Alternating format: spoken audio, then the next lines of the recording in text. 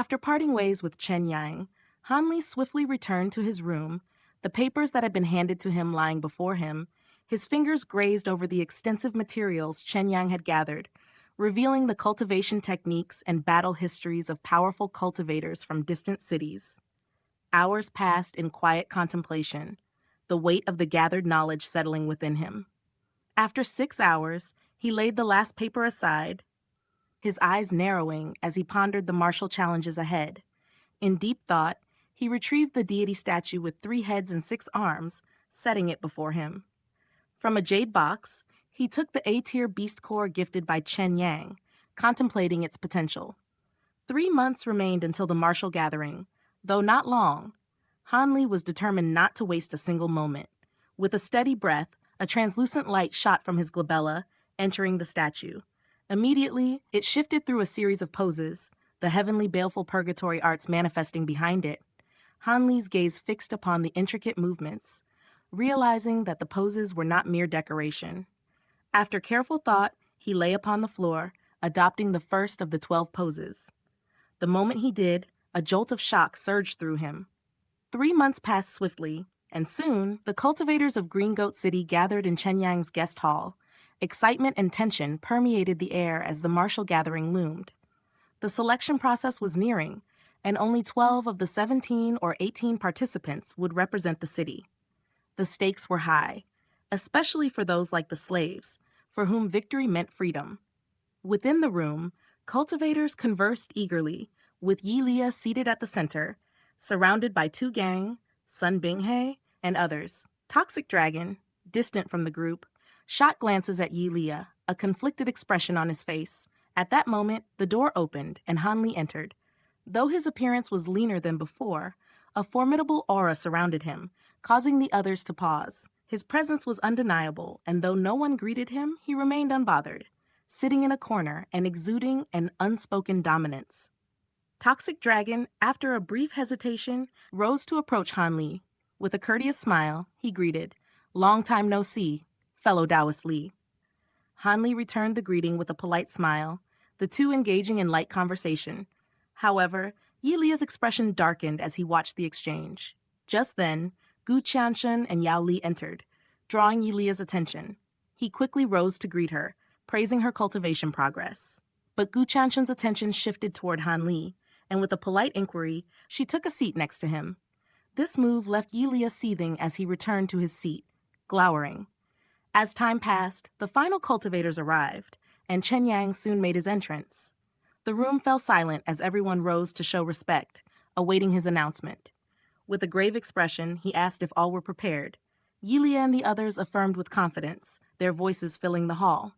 Without further delay, Chen Yang began. Gu Qianshen, Li Feiyu, Yi Lia, 2 gang, Sun Binghe, Xiang Pei, Toxic Dragon, and Xuan Yuanxing. Reactions varied among the crowd, some elated, others disappointed. Han Li's face remained impassive, while Yi Lia's irritation was palpable. Han Li had been chosen before him, and that stung. Chen Yang then made a significant announcement. The top 4 of the gathering would receive rewards from both him and City Lord Yi Kuai. The selected cultivators bristled with excitement, and as the others left, Han Li was asked to stay behind. Alone with Chen Yang, Han Li asked about his reason for being called. The response was simple. Information had been gathered on Violet Spirit and Shi Kong, and Chen Yang had details to share. The atmosphere thickened as Han Li prepared to hear more. Chen Yang sighed heavily, his gaze darkening. I have searched through Profound City and the surrounding cities, but there is no sign of fellow Taoist Violet Spirit, he reported grimly to Han Li. If she were here, there would be at least a trace of her, yet nothing. My guess is she has either fallen in battle to a scaled beast or sought refuge in Puppet City. Han Li's brow furrowed as a shadow passed over his face, but he remained silent. Chen Yang continued, However, I have learned of Shi Kong's whereabouts. He is imprisoned in Profound City's City Lord's manor, though the reasons remain unclear. He's not in danger for now, though. Han Li nodded solemnly, acknowledging the news. You have done well, fellow Taoist. Even if Violet Spirit remains elusive, your finding of Shi Kong fulfills my request. Chen Yang let out a breath of relief. Han Li, without further word, took his leave, and Chen Yang's gaze lingered on his departing figure before returning to his chamber. There, Taoist She waited in silence, his eyes narrowing as he spoke. You do not seem at ease. Chen Yang gave a tired chuckle. If you had witnessed my subordinates charging into the martial gathering with such reckless confidence, you would feel the same. Yi Lia's talent is undeniable, but his pride clouds his potential. Gu Chanchun remains our best hope for a top 4 finish, though fellow Taoist Li's true strength remains a mystery, likely placing him below Gu. After Han Li's departure, he returned to his own chambers, his mind heavy. The task of rescuing Sichuan Kong would not be simple. Profound City's power far exceeded that of Green Goat City. More pressing, however, was the uncertainty of Violet Spirit's fate. Yet Han Li knew he must focus on the martial gathering, where the heavenly Qilin crystal and the cure for the Black Tribulation centipede awaited. Meanwhile, in a stone hall within Profound City, City Lord Fujian of Excess Passage City sat with his subordinates, his expression serious. The rewards for this martial gathering will be grand, he stated, so I expect all of you to perform well, especially you, Duan Tong. The bandaged figure beside him, Duan Tong, responded with a grunt. Fujian continued, Are you confident against Fang Chan and Feng Wuchen? Feng Wuchen's speed is troublesome, but my defenses are solid. If he closes the distance, he will fall into my hands, Duan Tong replied. As for Fang Chan, I've never fought him, but his past victory over Gu Chanchun speaks volumes. He is no weakling. Good. Caution is wise, Fujian nodded, his eyes calculating. Elsewhere, in another stone hall, Qin Yuan and his son Feng Wuchen sat in quiet conversation. You've made another breakthrough, Wuchen, Qin Yuan asked with pride. Indeed, I've opened another acupoint, Feng Wuchen replied. Excellent, Qin Yuan smiled. That should secure you a spot in the top 3. Feng Wuchen's face darkened.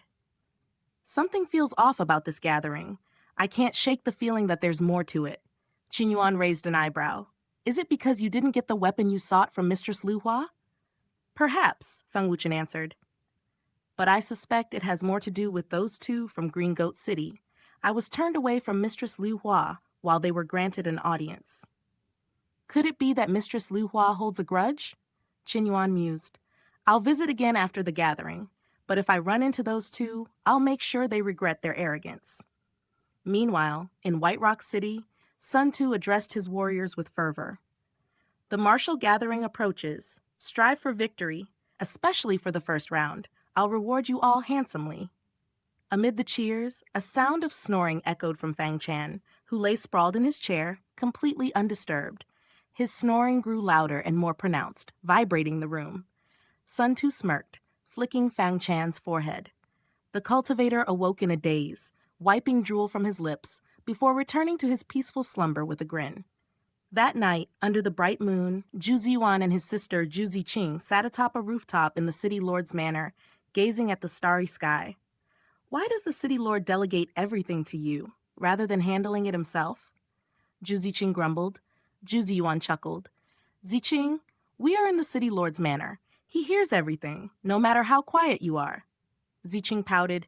He's too kind-hearted to be upset over something so trivial. Make sure to study the combatants from the other cities, Zhu Ziyuan reminded. Duan Tong from Excess Passage City is a worthy opponent, especially after years of experience. Ziqing groaned. This is the 7th time you've said that. Tell me, which of the competitors from the other cities should I focus on? Asked Zhu Ziyuan with a serious tone. From what you've told me, everyone outside of Green Goat City is a threat. I should be wary of all of them. Zhu Ziqing sighed, clearly frustrated. You're mistaken. Gu Chanchun of Green Goat City is also a danger. Despite her gender, she holds immense power. Zhu Ziyuan corrected, his voice steady. Ah, yes, Gu Chanchun. You're worrying too much. How could I possibly face the strongest cultivators from every city? Zhu Ziqing grumbled. Zhu Ziyuan, undeterred by her complaints, pressed on. How do you think I managed to win the martial gatherings in past years? Of course, because you're stronger than everyone else, Zhu Ziqing replied without hesitation. That was certainly a factor, but not the most crucial one. The key is to take every opponent seriously, not just the known ones, but also those new faces that might emerge, Zhu Ziyuan explained, his expression unwavering. A more thoughtful look crossed Zhu Ziqing's face as she nodded in agreement. I will remember that. Zhu Ziyuan fell silent, and they both turned their gaze towards the night sky. Enough of this, Zhu Ziqing muttered, tired of the conversation. Elsewhere, a vast desert stretched out beneath the howling winds, carrying great clouds of sand into the air. In the pale light of the moon, the desert appeared as a realm of shifting sand. Moving steadily through this barren expanse were massive, shadowy figures, scaled beasts. Leading them was an enormous black-scaled elephant, towering over 1,000 feet, its body armored and with several beast cores embedded in its chest. Its tusks had been replaced by spear-like shapes that gleamed under the moonlight. Most peculiar were its eye sockets, empty and withered, a sign that this mighty beast had become a hollow, lifeless husk. Behind it, other scaled beasts carried black stone palaces, the braziers within lighting the darkened space. At the center of one of these palaces sat a woman draped in black, her figure captivating even with a veil obscuring her face. Near her, another woman, similarly veiled, reclined lazily in her chair, speaking in a soft, seductive voice. How long until we reach Profound City? We are still in Puppet City's territory, but we should reach Profound City in about a month, replied the first woman. Good.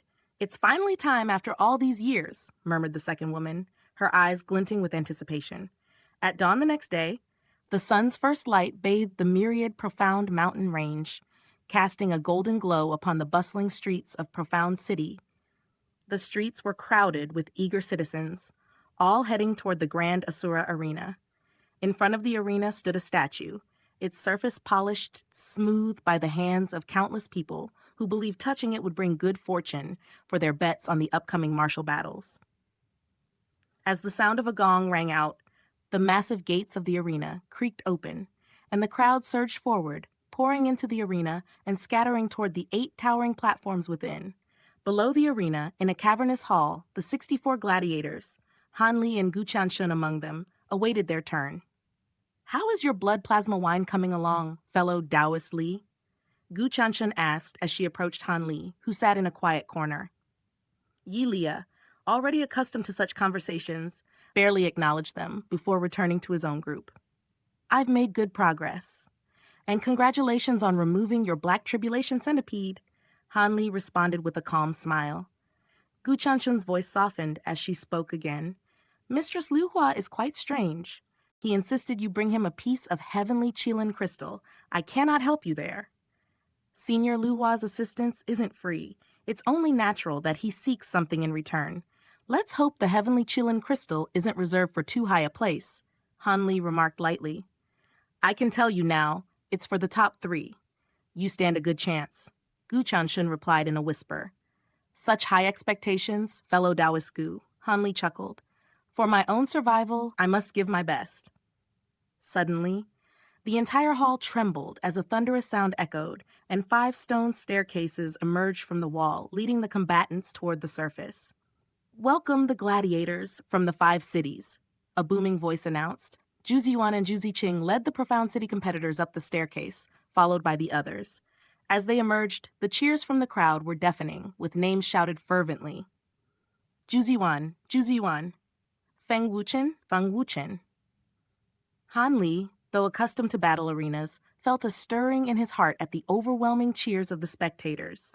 The atmosphere surged with energy.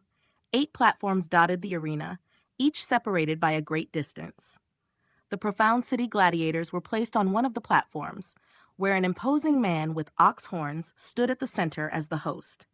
At the heart of the arena was a raised platform occupied by 6 black stone chairs. 5 of these were for the city lords, but an additional chair stood vacant. Silence for the arrival of the city lords, the horned man declared. The crowd fell still. From the skies, 6 figures descended, landing with a mighty crash on the elevated platform. The spectators gazed upward, witnessing the arrival of City Lord Yi Kuai at the forefront, his regal presence commanding the arena. Though unremarkable in appearance, Yi Kuai carried an air of majestic authority, causing many to lower their heads in deference, as Han Li observed. His gaze sharpened upon one familiar face among the lords, Mistress Liu Hua. In the grand arena of Profound City, the martial gathering was about to commence, with the air thick with anticipation. Hanli had always known Mistress Liu Hua held a distinguished position, but seeing her in such a prominent role during this momentous occasion was unexpected. Ikwai, the host, stepped forward, his voice booming, announcing the beginning of the five-city martial gathering. A thunderous cheer erupted from the crowd as his words rang through the air. The excitement was palpable, as the roar of the spectators filled the space, before Ikwai raised his hands, signaling for calm. He delivered a brief address, then took his seat with the other city lords. The horned man, stepping forward, explained the rules. 64 elite gladiators from the 5 cities would battle in 6 rounds, with the final champion crowned. The top 8 would be rewarded with B-tier scaled beast cores, while the final 4 would receive A-tier beast cores, highly coveted cultivation treasures. The crowd buzzed with excitement as they absorbed the magnitude of the rewards. The horned man continued, revealing the prizes for the top 3. The second-place fighter would earn a suit of scaled bone profound star armor, a priceless treasure crafted by Mistress Liu Hua, using 1,236 star bones and rare materials, surpassing even the value of a heavenly Qilin crystal. The announcement sent shockwaves through the crowd, with even seasoned warriors like Feng Wuchen standing straighter in acknowledgement of the treasure's worth. Then, the horned man dropped the name of the first-place prize, Sulphurous Flame Blood Cloud. The name alone left the crowd in stunned silence, with many unsure of its significance. However, the 4 city lords knew well the value of such a prize, and their expressions shifted. The sulphurous flame blood cloud, it was said, could open profound acupoints in the body upon ingestion, a method of unlocking strength without the need for traditional cultivation arts. Yet, there were limits. Too much could result in self-detonation. Despite this, it remained an extraordinary prize, stirring even greater anticipation in the audience. Han Li, however, showed little interest in the sulphurous flame blood cloud. For him, the heavenly Qilin crystal was the true prize. As the announcements concluded, the horned man declared the first round's matchups. The giant stone wall rose to reveal the pairings, and Han Li's name appeared in the second column. Paired with Xu Shun of White Rock City, Gu Qianshun, too, was set to fight in the second batch. Her opponent Wang Ji from Profound End City. Han Li exchanged a few words with her through voice transmission, learning that Xu Shun was a fighter of little renown. Han Li studied the matchups further, noting that no city's fighters were pitted against one another in the first round, a tradition of the gathering. Gu Qianshun explained that after the first round, such rules would no longer apply, as the number of advancing fighters from each city would vary. The horned man soon called for all first-round gladiators to take their places. The arena began to stir with movement, and the spectators hurried to place their bets, their anticipation for the battles palpable. Meanwhile, in the lobby, the Green Goat City cultivators gathered, lamenting Tugang's unfortunate first-round opponent, Duantong of Excess Passage City. Despite their pessimism, they clung to hope in Yilia, another of their warriors. But Yilia was absent, having disappeared into a quiet corner with a middle-aged man, Xu Shun, Han Li's own opponent. The conversation between them was hushed, but Yilia's hand motioned across his throat, signaling his deadly intentions toward Xu Shun's rival, Li Feiyu. The wheels of fate had begun to turn, setting the stage for the coming battles. Xu Shun's eyes gleamed with curiosity as he asked, "Is there some past grudge between you two?" Yilia's smile remained unyielding, her eyes betraying nothing as she responded, "That's a matter for another time, Brother Xu. But once this is finished, you will be generously rewarded." Xu Shun raised an eyebrow. "I am intrigued, but what exactly is it that I am facing here?" "I never had the chance to witness Li Feiyu's abilities firsthand, as I was in seclusion during his rise," Yilia replied, her voice steady. "He's reputed to have fewer than 50 acupoints opened, yet his combat prowess is quite notable." "Fewer than 50? How could he possibly be selected for the 5-city martial gathering?" Xu Shun's disbelief was evident. "It is likely due to his personal ties with the new city lord. From what I've heard, it was the city lord who brought him here in the first place," Yilia explained, her tone measured. "Ah, Chen Yang, that makes sense. In that case, I will gladly help," Xu Shun agreed. Yilia cautioned, "Be aware, his cultivation focuses heavily on speed, especially with his legs. Don't underestimate him. Even if he has 10 more acupoints than what's visible, he's no match for me, Shushan retorted confidently, a sly grin curling his lips. As the battle began, Han Li, Gu Chanshun, and the others observed closely from a nearby window. On the arena platform, Tugang faced Duantong, his eyes betraying a mix of fear and defiance. Duantong, however, seemed unfazed, his gaze distant and cold, as though Tugang was not even worth acknowledging. The elderly black-robed referee stood between the two combatants. "There are no rules," he declared. "Surrender if you must, but otherwise, you are responsible for your own life." The battle commenced. Tugang unleashed his Titan Vajra arts, his steps shaking the earth beneath him as he closed the distance. His right arm blazed with golden light as he threw a massive punch at Duantong, who remained motionless. As the punch neared, Duantong took a step back and met the attack with his own fist. Their blows collided with a deafening crash, sending shockwaves across the arena.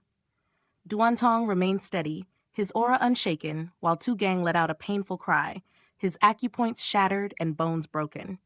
He was sent flying from the platform, unconscious before he even hit the ground. The crowd erupted in cheers, and the city lords glanced at each other.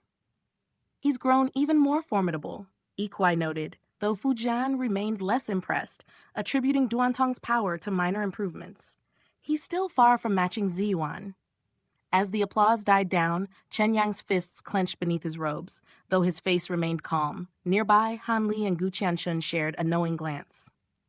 "Duantong's growth is evident," Gu Qianshun remarked, his brow furrowed. "It seems he's surpassed his previous limitations." "Indeed, but there is still a great divide between him and us," Han Li mused, his gaze shifting to the next match. "Let's focus on preparing for our own battles." As the second round of battles began, Han Li's and Shu Shun's fight soon commenced. Shu Shun, his eyes filled with intent to kill, charged at Han Li with startling speed, his acupoints glowing with power. Han Li, however, stood motionless, waiting. The crowd began to murmur in impatience, but the fight escalated swiftly. Shu Shun leaped toward Han Li, his speed a blur. Yet Han Li vanished, appearing before him in an instant.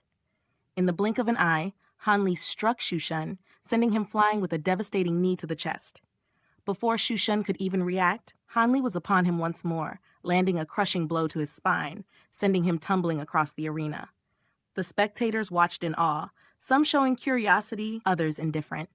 Only Chen Yang's gaze lingered with interest, though his face remained unchanged. Han Li stopped, and his voice carrying through the air, asked, "Why did you harbor such intent to kill me from the very start, when we've never met before?"